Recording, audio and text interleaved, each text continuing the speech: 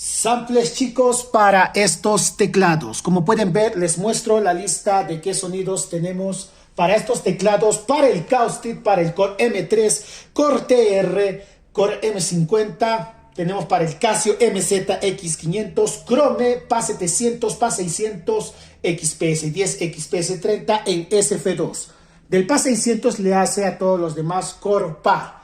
Ojo, chicos, también tenemos samples para Contact, chicos. Vean toda esta lista de samples trabajados desde el Contact 5.6, 5.3 para que funcione en todas sus versiones, y el que requiera también están sueltos en NKI. Bueno, también para Reason, ven que la carpeta Reason tiene banco de sonidos sueltos. Tenemos ahí sonidos sueltos todos en SF2 o WAV según corresponda, más de 500 combinaciones. Vean en la carpeta Add, son combinaciones.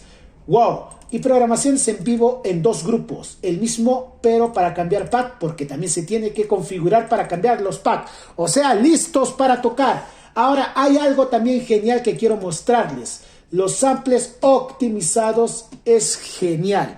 Está, como dicen, incluso destinado a los colegas que hacen samples. En Watt, por ejemplo, me entro aquí, Watt mono, acordeones reales, elijo, digamos, el Honer, y miren, están sus muestras Watt. También en SF2 para aplicaciones NKI, KMP, wow, para teclados Core, por ejemplo, ahí está el KMP con sus subcarpetas, chicos.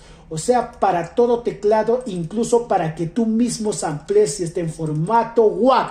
Así que si quieres más información de samples para tu teclado, de la misma forma también puedes transformar tu teclado antiguo mediante la salida MIDI, utilizando como controlador, utilizando laptop o celular o tablet. Para los teclados también se dan clases de sampleo. Más información de todo esto al interno. Saludos.